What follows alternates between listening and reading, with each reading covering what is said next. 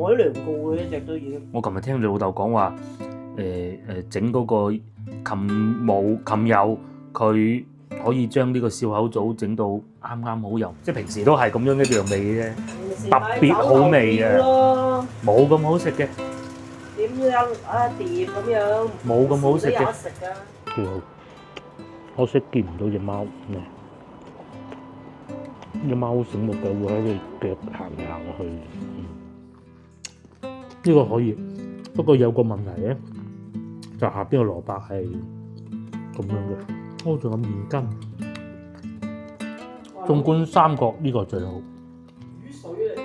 咁呢個咧，Hello各位觀眾新年好，大家睇見我樣就知道啱啱瞓醒啦嚇。咁啊，通常咧農曆新年都係咁噶，肯定係會瞓晏啲、玩晏啲，好正常噶。之後咧，肚餓喎，點辦咧？就係買食糕啊，唔係買糕啊。之前一直向大家推薦我哋農曆新年之前幾個地方買糕，唔係買糕煮整㗎嘛。係呢個咧就唔係買翻嚟嘅，呢個咧係即係你阿媽整㗎。係啊。哇！攞去賣都得啦，即係我講個糕啊嚇。咁㗎嘛，人哋馬蹄糕要咁樣㗎嘛，彈㗎嘛。做咩今年唔記得加芝麻老豆？哦，今年冇加芝麻。係咯，一般都會加啲芝麻喺個面嘅，咁你要咁彈㗎嘛。呢啲先係馬蹄糕嚟㗎嘛，即係咁樣㗎嘛，唔係一摺咁啊斷㗎。哦。咁我就。至於呢幾隻碟咧，就喺而家家私賣，農曆新年之前賣嘅。咁除咗馬蹄糕，仲有乜嘢咧？呢個係我唔知喎。呢個係咩糕咧？應該係芋頭糕。芋頭糕，又係你阿媽整㗎？係啊，好香啊！隔住個袋都聞到香味啦。我哋農曆新年咧就係食呢啲嘅。係啊，一陣間再煎嘅呢個。即係唔係咁樣食㗎？要切開佢。係梗係啦，要煎翻㗎。哇，好靚喎！係啊，好多芋頭㗎。有啲葱五香粉一定要有嘅。跟住啊，再加啲海味啊嗰啲咯。臘腸啊，我睇到臘腸、臘肉啊，芋頭切粒啊咁樣。咁樣，不過我唔識整。我翻去問下先。咁依家就先切開個馬蹄糕嗱，因為喺個碟上邊切㗎，其實係可以凍食㗎。呢個係可以凍食㗎。但係芋頭糕就最好唔好啦。嗰個梗係唔係凍食啦。所以佢就好衞生咁樣擺喺個碟上邊切到佢。切少少凍食啊。個女中意凍食啊。哦。嗱，嗰個喺度叫緊啦。如果琴日有馬蹄糕、芋頭糕，就唔使去壽司郎啦。唔係冇賣啫嘛，因為我知道實有嘅。係。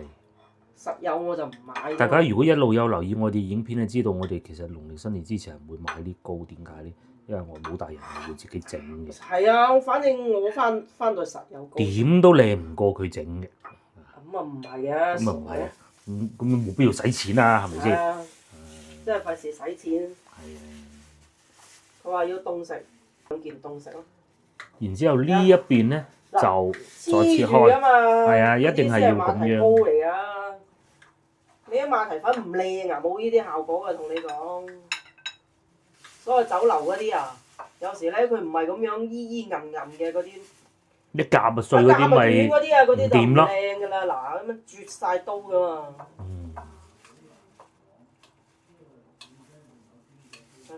好差，先得。陣間呢啲就再嚟啊！咩嘢？咁食剩嗰啲咧就過兩日繼續食啊！幾時肚餓幾時食？過年就係咁噶啦。呢個凍食。嗰個唔係凍食嘅咩？嗰個都係凍食。即係呢個先攞走。係啊。未切就煲啊！唔好影咁長啊！哦。有牌子。佢唔俾我影佢。唔係啊，切到扭搞搞搞啊！老婆中意食馬蹄糕，佢呢啲咧真係唔係嗰種好靚面嗰種嚟㗎。咁但係其實我咧就中意食呢個，我期待呢個。如果係有啲好似酒樓咁咧，咪好黃嘅。嗯。你就將啲糖炒過佢，哦。咁佢就會黃㗎啦。咁我哋就唔係炒糖嘅，就咁攞翻冰片糖嚟整嘅。嗯。咁就得㗎啦。係啦。嚇，用刀叉食啊？梗係啦。哦。中式嘢要用刀叉食㗎嘛。其實冇所謂嘅。中西合璧啊嘛。嗯。好實淨啊！接落嚟到主角啊，好實淨啊。係啊，唔好削鼻鼻啊，削鼻鼻得唔得？有臘腸應該，臘肉、蝦米、光瑤柱有冇唔知？同埋大量嘅芋頭咯。係啊，芋頭粒，呢啲芋頭肉。嗯。反正我唔識整，要翻去問阿媽先知呢個。芋頭咧就冇咁容易出水嘅。仲有煎堆要俾睇。同埋仲有咧，呢啲咧煎嘅時候咧係會出油嘅，所以煎嘅時候咧最初就係落好薄嘅油咁就得㗎啦。佢一路煎一路出油嘅，因為有臘腸嗰啲啊嘛。呢啲煎堆係自己整嘅，不過唔係我哋整嘅。嗯。係啊，冚友啊，舅母啊。舅母，即係舅父的太太。不過我哋廣東人講冚友冇話係就唔會冇，冇錯，好複雜嘅。係啊，要有㗎嘛。嗯。嗱，呢啲係。呢個係笑口棗定煎堆啊？呢個係煎堆嚟嘅。咁喎，裏面有餡喎，呢啲。啲餡係咁嘅喎。係喎。呢個係攞出去賣喎話。上網賣。係啊。大型嘅笑口棗咁，所以就佢話好多餡嘅，改良過嘅一隻都已經。我琴日聽你老豆講話，整嗰個琴友，佢可以將呢個笑口棗整到啱啱好又唔裂開，但係又有少少笑開咁嘅感覺。都幾好食下㗎都。唔係邊度有咁多人揾佢整啊？咁啊係。幫人整嘅。咁我攞咗2個翻嚟啫。係幾靚嘅呢啲。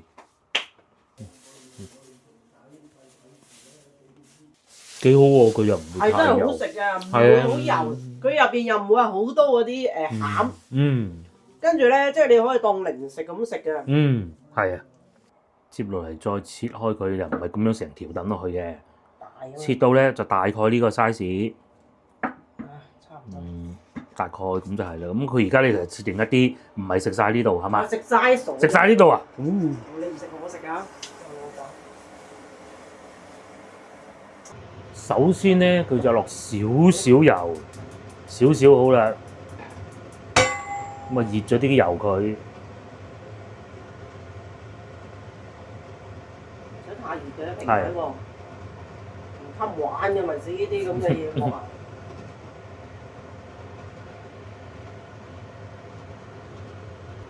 咁啊，試過咁嘅狀態，大概有少少熱就得㗎啦。因為你唔同話生鐵喎，生鐵鑊好難食。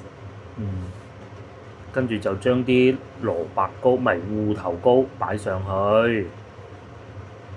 有時會整蘿蔔糕嘅。蘿蔔糕就多功夫啲，我覺得反而。唔同味道。係。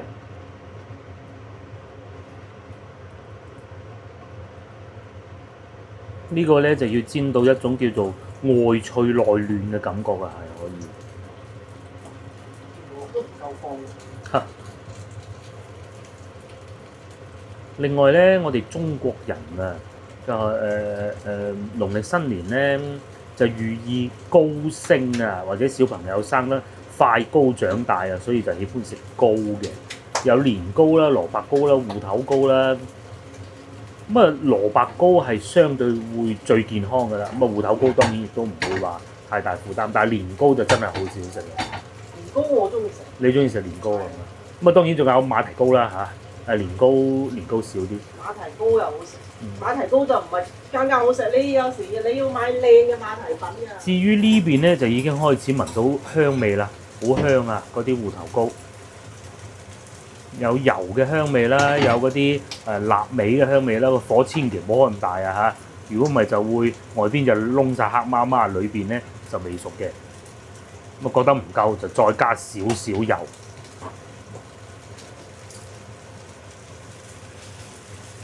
一定要關細火。慢煎，唔急得。但係你攞平底鑊點煎都得㗎啦。係，通常食呢啲中式嘅糕點，梗係配翻茶啦。呢個咁奇怪係咩？呢個咧係小青柑桔普，佢有一個桔嚟嘅，咁咧然之後普洱茶擺喺裏邊。咁我哋咧就唔似話東莞嗰個同學咁講究嘅，倒啲熱水落去得嘅，就冇乜特殊嘅。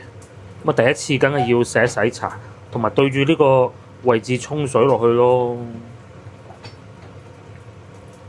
咁啊洗一洗啲茶佢，等佢發開佢，發啊嘛，好啊新年。至於呢邊佢就想嘗試挑戰一下，梗係唔好制啦。哇！可以有啲可以攞個鑊蓋咁冚住咁樣再放落去嘅。哦。至於呢邊嘅茶咧，就已經係差唔多嘅。咁啊呢啲水咧，我哋就會倒咗佢嘅。啲水倒完之後咧，就將呢個茶格擺翻喺呢度。咁啊就真係沖啲水咯。我哋冇咁講究，好似東莞嗰同學咁沖2輪嘅。我哋呢啲係叫有啲味咁嘅啫嚇。同埋普洱好啊！農曆新年食得肉類多，咁佢喺度會調轉咗嘅，但係冇問題。至於呢邊就反咗個芋頭糕金黃色，就係呢種狀態啦，脆卜卜㗎。其實往年我都係會咁做㗎。有時候早咗起身啦，咁啊煎幾件糕食啊，自己中意食幾件就切幾件，中意3件就切3件，非常之好。呢啲糕咧係農曆新年食先有味道喎，即係平時都係咁樣一樣味嘅啫，特別好味嘅，冇咁好食嘅。點樣碟咁樣？冇咁好食嘅。幾時都有得食呢啲就。至於呢邊咧，就已經差唔多沖好啦，泡好㗎啦。咁啊冇乜講究嘅嚇，又話要泡幾多秒啊，冇呢啲嘅我係。總之咧，唔好太濃就係㗎啦。咁啊倒落個杯度咁樣，又一杯茶啦。咁中意就再沖一杯，咁就可以飲好多。慢火煎，唔好快火。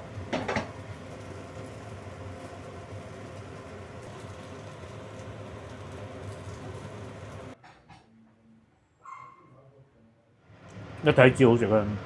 不過呢個時間咧，要先放涼一下先嘅嚇。煎咗面啊！呢邊費事煎咁燶。嗯。咁樣好正啊！呢度脆卜卜，有啲啊冇咁燶嘅。嗯。咁想再煎燶啲啊，再嚟多圈油咁啊，兩邊呢隻咁樣都得嘅。咁啊費事食咁多油點解嘅啫？各位觀眾。咁啊，啱啱食完蘿蔔糕芋頭糕，咁我出嚟行下啦。原先咧就想叫埋老婆一齊嘅，不過老婆咧就想話致力研究下嗰個芋頭糕係點樣可以自己做到，咁啊所以就唔出嚟啦。其實唔係嘅，係懶嘅啫。咁嗱話説咁嘅，就係有睇之前幾集影片嘅觀眾都知道啦。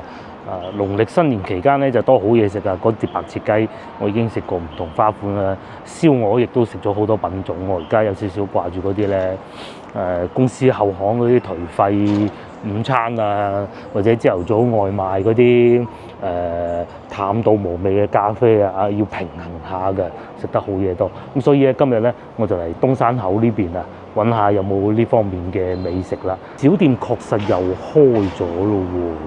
呢個係腐乳芝士蛋糕，哇！夠晒刺激啊！咁啊，我哋慢慢睇下先嚇，唔好咁急。呢個之前今日營業至6點，但係未開門咯。上一集我哋喺寶華路遇到嗰位觀眾咧，其實我有啲真係唔好意思嘅。佢睇咗我影片，話嚟去上下九找尋美食，全部都冇位，我證實過。咁啊，同埋咧，亦都會有觀眾啊，去翻之前五羊村嗰間雲吞麵店，佢話初八啟市，唉，真係唔好意思。呢啲就唔係初八啟市啊，黃油多士同埋咖啡呢個幾好喎。再行下先嚇，再行下先。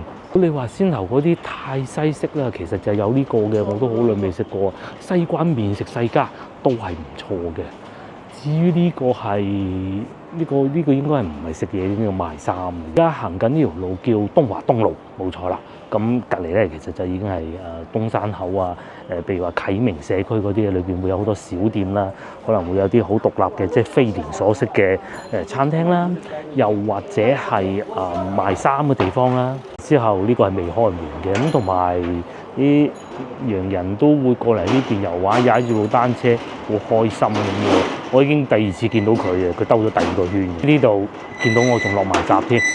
哎呀，我同大家解釋一下係咩意思啊？個老細咧今日係會開門嘅，不過咧而家農曆新年期間啊，佢係會開餐廳開營業時間係有限㗎，咁佢未必一定係全天開放㗎，咁佢係已經到咗貨㗎啦，但係咧可能會11點、12點先至開工，咁佢係有寫住，我啱先都睇到㗎啦嚇。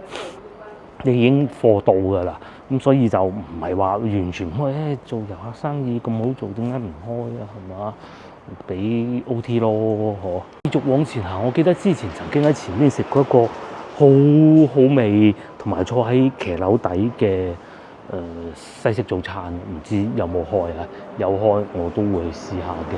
咁但係對面嘅澳門牛婆呢個叫咖啡牛雜啊，sorry 咖喱牛雜啊，我睇錯啊，係未開門嘅，係一個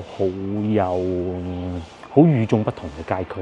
一方面係會有好多居民喺度住啦，與此同時咧又會有啲好西式嘅餐廳啦。咁當然啦，亦都有啲係實在冇辦法經營落去就被淘汰咗㗎嚇。哦，其實我係想食呢個㗎，嗱佢係會寫住㗎噃。哎呀！不過佢都係11點。我記得以前唔係11點開工嘅，唔重要啦嚇。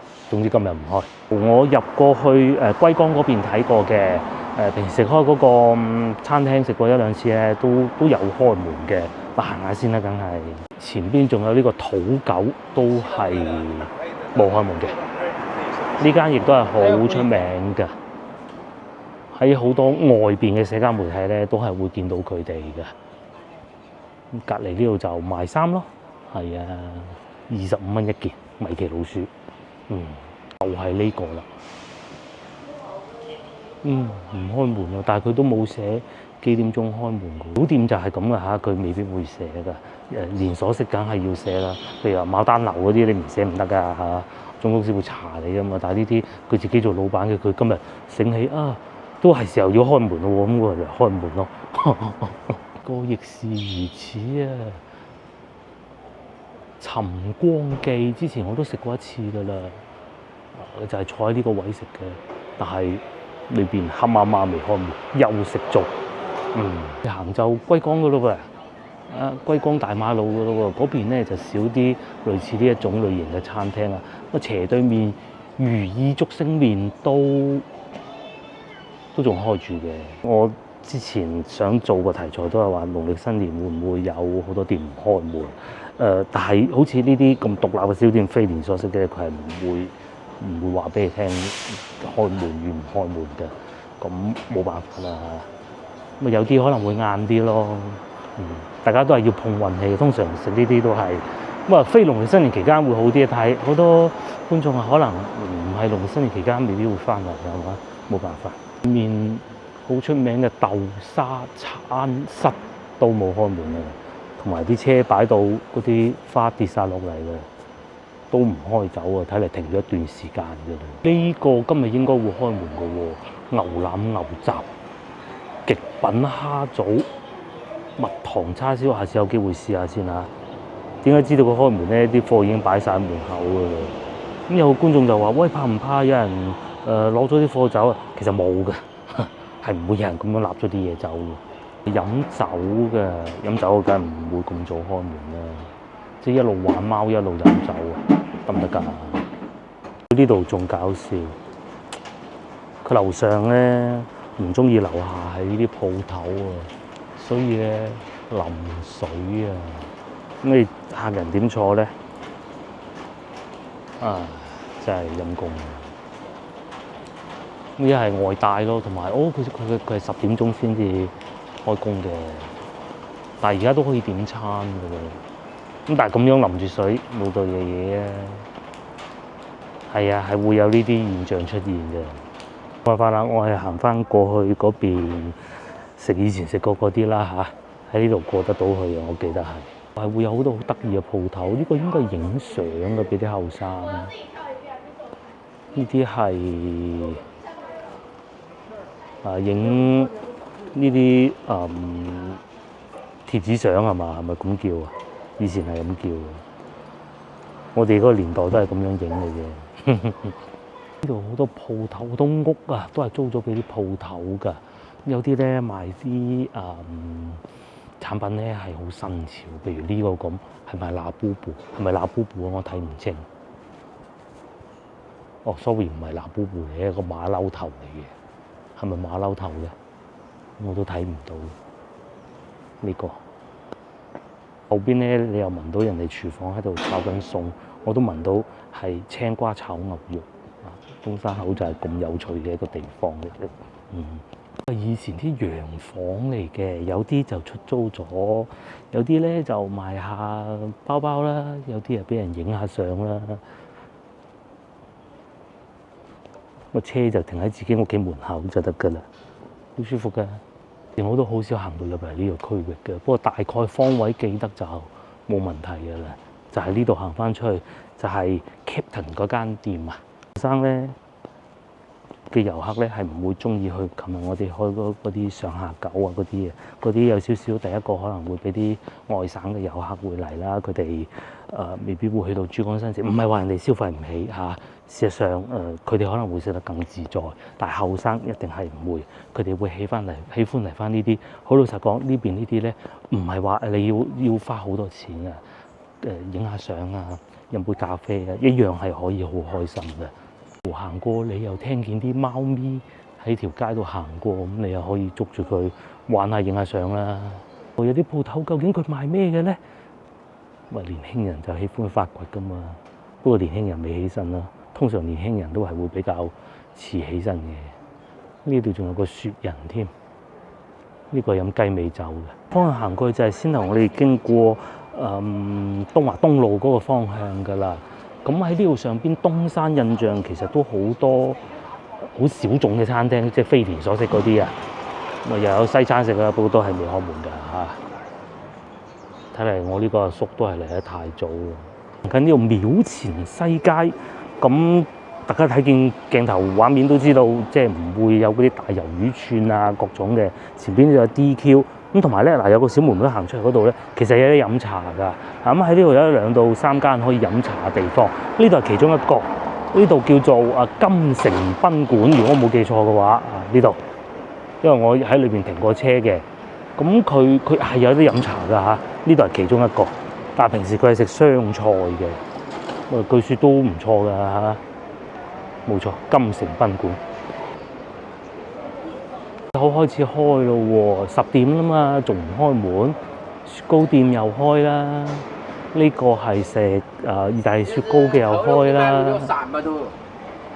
隔離好多都開個門咯喎。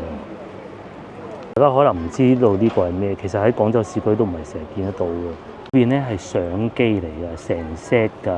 咁會有電池啦，係啲咩相機咧？係舊嗰啲相機啊。唔係話好似而家咁高清嗰啲咧，但係佢哋啲後生話影出嚟更有味道嘅，會有 SD 卡啦、讀卡器啦，會有SD 卡都係齊㗎啦。你數碼就可以租㗎咯。好多人嚟到呢度，其實冇人唔會有手機吧嚇，冇人會冇手機吧，都影得到相。但係咧，想影翻啲比較特色啲嘅啲 CCD 啊濾鏡係唔同嘅咧。佢哋去租呢啲相機，咁然之後租完咧，而家手機好先進嘛，你一插落去，咁你就可以撈翻晒落去自己嗰個手提電話嗰度，咁樣嘅。呢度寫住唔落班啦嚇，同埋好似開始有嘢食咯喎，喺度佈置緊啲凳嘅。唔會啦，唔會話即係侍應妹妹啊，佢話可以坐低，不過未開始喺食。不過又係好得意嘅。咁首先咧，呢個係影相嘅，咁下邊有寫價錢啊，13.9同埋25.9。佢影完出嚟之後咧，係會點咧？咁你可以揀英文啦、中文啦。譬如話你影完相之後咧，佢就會變成好似一張報紙咁樣啊，咁個題目咧就係嗰張相係你，但係咧個題目咧就可能會話你係一個國際天王巨星嚟到東山口，咁大概咁上下意思啦嚇，好有趣。又或者佢會跨越時空啊，講你呢個人咧途中嘅主角即係你啦，喺1840年第一次嚟到廣州啊，咁大概咁上下意思啦，好有趣。可惜呢度都未開工，慢慢開始多人咯。呢度有間咖啡店嘅，有冇飲杯咖啡先啦？不如有呢度有隻貓嘅呢度。呢度仲有個雲吞麵店，唔知有冇位咧？一記麵館咁佢有咩好咧？就係近遊客區同埋坐得幾舒服㗎，價錢會唔會非常非常之昂貴？之前食過一次㗎啦，真係遊客開始多㗎，好多人啊，真係好多人㗎，哇！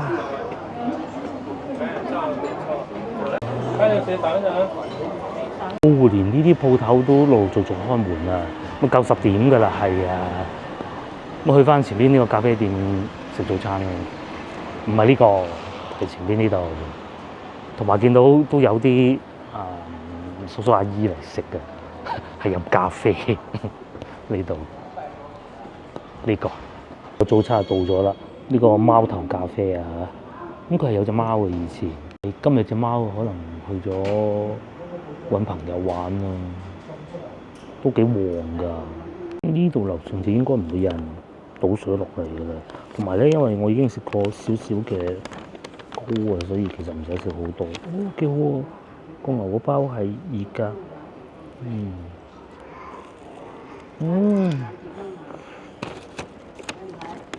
上次冇食過㗎，我第2次嚟呢個店。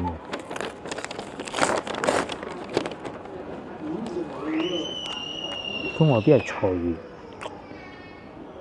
裏邊係軟嘅，好香好香有牛油味。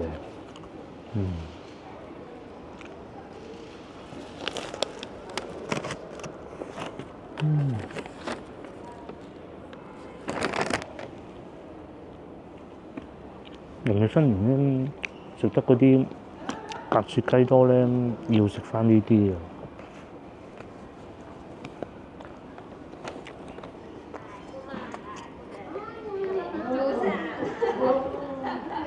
好靚喎，裏邊仲有拉花嘅喎。其實呢間店幾好啊，佢唔係話嗰啲好貴價、好不近人情嗰啲店啊。其實都冇乜不近人情嘅，唔怕同大家講，都係後生仔嘅店。然之後價錢都唔太貴，30零蚊。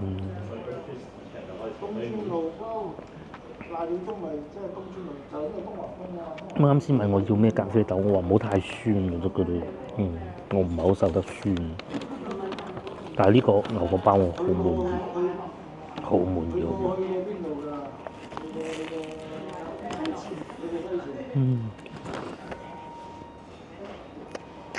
喺我公司樓下咧，西門口啊，都有一間新開嘅店咧，又係賣咖啡，又係賣呢啲烘焙，即係包啊，蛋撻好食，但我牛角包好唔掂嘅，佢係太硬啦。喺你哋嗰邊，呢個早餐要幾錢咧？呢一份早餐喺呢度係34蚊，日日食梗係唔掂咩？偶爾興之所至過開嚟咁可以嘅。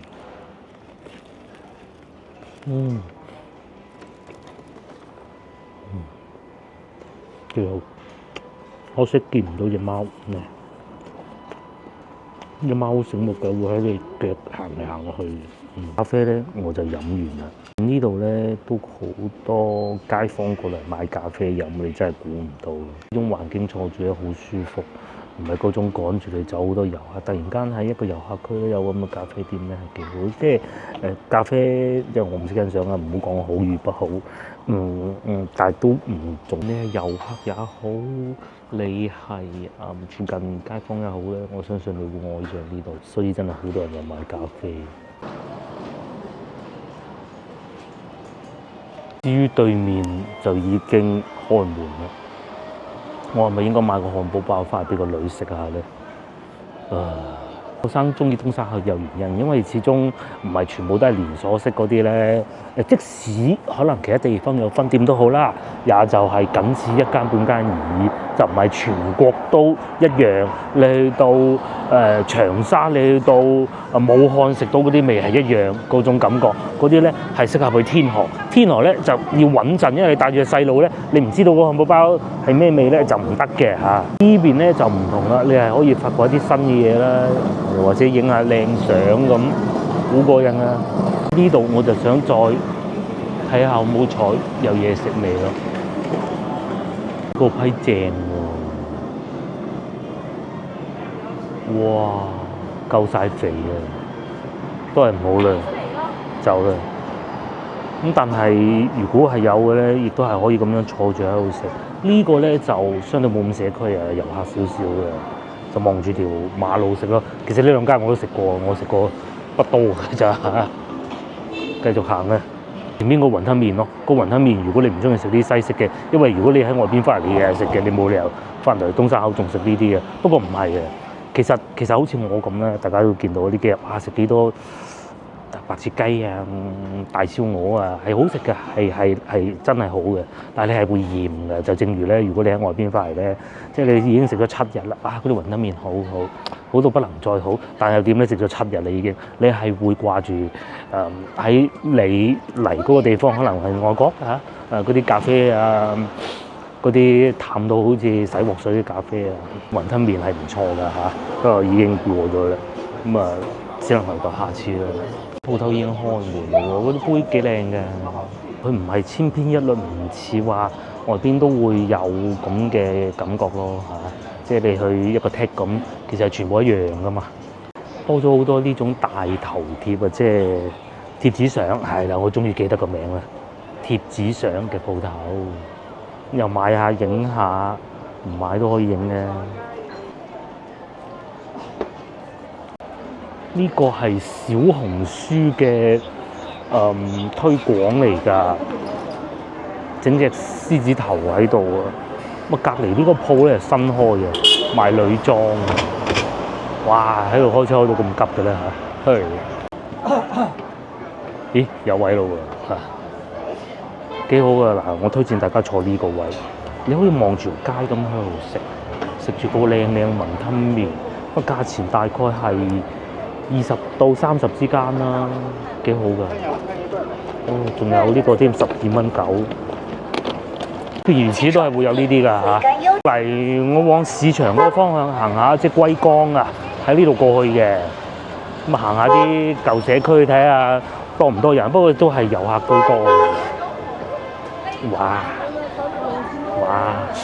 大家一定要小心啊！呢一間阿晶麵檔唔錯㗎，未食過，但係我哋睇過啲社交媒體有其他博主食過㗎，睇得出係唔錯㗎。我老婆就唔記得咗佢叫咩名，唔係成日嚟㗎嘛。如果先頭嗰度都食唔到咧，我就會食呢個㗎喎。同埋佢有涼茶賣㗎，裏邊都幾多人啊，係食牛腩麵啊，各種嘅咯，都多人嘅，坐得幾舒服。價錢都係20-30蚊左右啦。阿晶麵檔，你等唔係放假期間嚟試下。不過我記得佢好似係唔係好早開門喎，我記得係價錢唔貴嘅，真係做咗好多年㗎啦。只不過嗰個招牌換過啫，但個名係冇換過嘅。度都有螺絲粉啊！10點鐘開工，但係今日未開工啦。放假呢一間係，再嚟仲有呢個先頭，我有諗過食呢個㗎。呢個係食惠里小籠包，好多人都話好正宗㗎，即係佢哋江浙嗰邊嗰啲口味咧，但係未開門咯。正月初5先至開門啊！往前行就係市場嚟㗎啦。咁啊嚟到呢度咧就開始多翻啲粵菜㗎啦嚇，基本上好似先頭嗰啲小店咧就不多嘅，咁啊就以呢個蒸包店作為一個界限嚟㗎。過嚟呢邊啊食翻嗰啲叉燒啊，嗰啲蒸包啊、粵菜啊嗰啲啦嚇。新開嘅喎，呢個係寶生園，遊客買呢啲都好嘅，到如果係去到啲西方節日啊，即係什麼聖誕節嗰啲咧，東山口就會再多啲人嘅咯噃。咁再多啲人咧，呢度就會塞車㗎啦。我曾經幾次喺嗰啲節日咧、大時大節咧、週末啊，甚至乎嚟呢度睇見到咧，係塞到不得之了嘅，係不得之了。前邊有咩賣咧？去睇下先。呢度排隊係買咩啊？買包啊，唔似係裝假狗嗰啲排隊嘅喎，睇嚟真平嘅喎。只選本地豬肉，即係意思咧，嗰啲豬肉就唔係好亂七八糟啊，又或者雪藏嗰啲啦。哇！太多人啦。仲有，如果你要飲茶，就可以試下呢個啦，東源酒家。咁啊喺公園前地鐵站附近啦，我哋都食過，係唔錯㗎嚇。廣州味真幾好㗎，呢度都有。再嚟，仲有呢個同老婆亦都食過咧，東山口為數不多同老婆嚟食嘅常來小聚，我都講過好多次啦。如果大家翻嚟東山口嘅話，試呢兩間。呢度入去就江嶺北啦，店當然都會開門啦。咁新年梗係要買翻啲紅色嘅水果，同埋咧送禮啊！啲水果就會以禮盒裝出現比較多咯。貴唔貴啲？正常啊，貴啲都。我呢個新開嘅鵝肉店喺社交媒體都見到，好似幾火爆㗎嚇。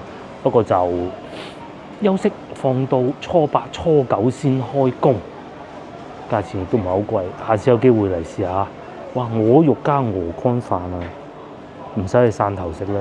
今次假期係精彩嘅，點解我今日自己走出嚟食嘅？真係正如影片啱啱過到嚟呢邊嘅時候所講啦，開始太長啦，覺得個假期唔知你哋會唔會有咁嘅感覺嘅咧？或者你哋嗰邊會唔會咁長嘅假期咧？今次放假係足足9日啊，係9日啊，咁應該係年20，即係除夕嗰日開始正式放假。咁但係其實已經係冇人願意上班嘅啦，公司咪一路放到去大年初7、初8先翻工，有啲甚至初9添，好精彩嘅。咁太長咧，真係唔係一件好事。呢個歷史上最長嘅一次，我有印象嘅就係，因為好多人都話點解除夕唔放埋佢啫？官方唔安排埋一個放假咧，咁啊有見及此咧就。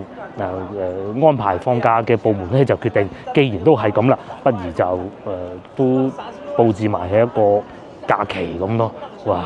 呢度都有一個公園仔㗎噃，但係裏邊冇咩活動，淨係得個假嘅牌坊啊，唔好意思。但係喜慶嘅。咁啊，我話行翻呢度，慢慢行翻過。如果有啲鋪頭開咗嘅，可以買俾個女試下嚇。但係見到對面好多鋪頭都係關門啊！椰奶清補涼啦，關門；芬芳甜品又關門。早幾日啊，我睇見同福路嗰間芬芳甜品打交添啊，食到打交嘅陰公，都唔知為乜啦嚇！初十啟示呢度係奧記牛腩，應該會開門嘅。咁啊，沙縣小食就不必㗎啦，真係不必㗎啦。因為冇人會農曆新年都唔係喎，都有喎。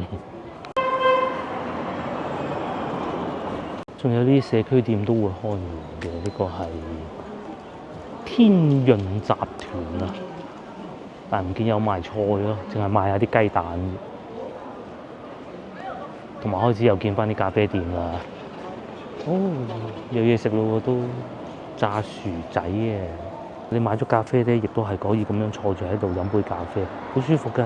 咧廣州啊係有好多燃油車㗎，咁而家咧電車多咗，條路咧即係人行道咧冇以前咁熱啊，即使夏天亦是如此㗎。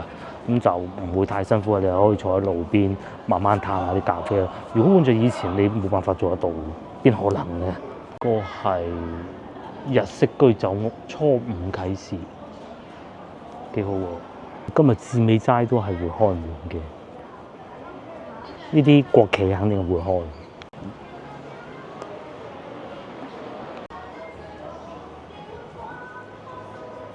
至於嚟到而家呢間尋光記都開門啦，呢間好正嘅，我之前食過一次。來咧有觀眾話俾我聽啊，原來佢哋嘅老闆啊定合夥人我唔記得咗啊嚇，係喺四季定係邊度做過主廚㗎，好勁啊！咁啊可能賺夠啊嚟做下呢啲，滿足下自己一啲願望啩嚇。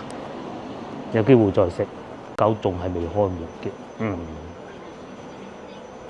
鋪頭係剪頭髮嘅，普通就168，男士就128，跟住電髮就488。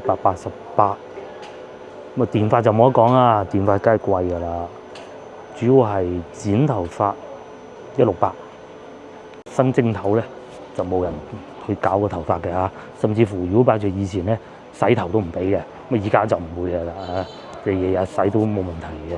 但係真係唔係太好嘅啊！剪頭髮就真係冇人咁做㗎啦，所以咧啲理髮店咧基本上都係唔開門嘅，冇必要啊嚇。我屋企樓下嗰個咧，除夕之前就已經係休息㗎啦。呢個馬拉咖喱呢個都開咗門啦，係咁樣嘅裏邊，咁啊幾舒服喎！有機會真係又要嚟試下先得，真係不能錯過。同埋仲有呢個餵貓嘅咖啡店都開咗門啦，好靚喎裏邊。仲有好多 CD 係港樂嘅 CD 嚟。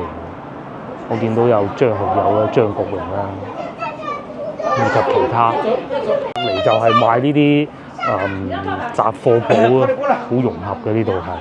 前邊呢個米芝蓮雲吞麵店係未開門嘅呢度，晏啲咧。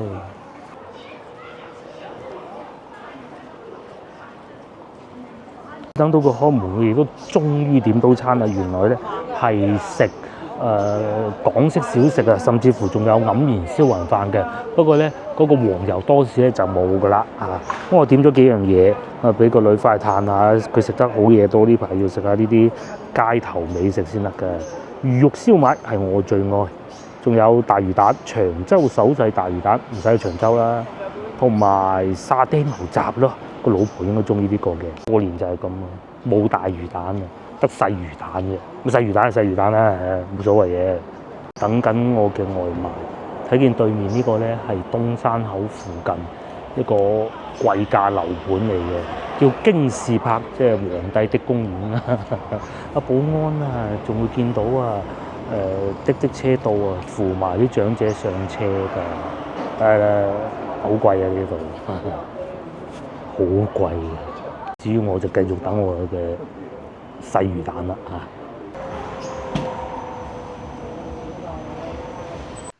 呢個就係我哋除夕嗰晚買嘅花啦，超大一朵啊！佢慢慢開，佢唔係唔開，佢係慢慢開。佢係咁大一朵，你睇。而家佢又打算加啲水落去。呢個係百合啊嘛，冇錯啊嘛，係嘛？有水嚟嘅。至於呢個就係蝴蝶蘭咯，10蚊。10蚊雞咋，上邊仲有㗎，好大槍㗎。係喎。佢係仲有好多冧未開啊！10蚊雞。有排開啊！10蚊雞啊。係。呢啲唔可以暴曬同埋淋好多水喎。要淋水，個盤唔夠大，勉強加硬質落去。仲有呢個就係阿媽買嘅，之前講過㗎啦，有芹菜，有生菜，仲有葱嘅，葱就係後邊呢個位置，呢度。芹菜就係應該係呢一個啦，生菜就好易認嘅啫，成日食呢度。生菜啲葉大擺最低嘅。至於呢個亦是如此咧，就係嗰日10蚊一棵嘅蝴蝶蘭咯，呢度係2棵嚟嘅。至於呢個咧就唔知算唔算係午餐定係晚餐，食到幾點都唔知，肚餓就食。呢個係長洲細魚蛋啊嚇，佢已經冇咗大粒嗰種，咁少汁嘅。不過又幾好食喎。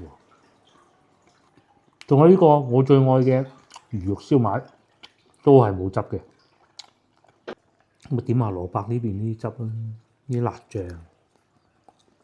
魚肉燒賣一定要有呢啲辣先好食嘅。你張紙巾嚟㗎？嗱，呢個食過，同香港嗰啲爭好遠，真嘅。即係做法其實都係一樣嘅，但係爭好遠嗰種感覺。最後仲有呢個，呢個係牛雜嚟嘅，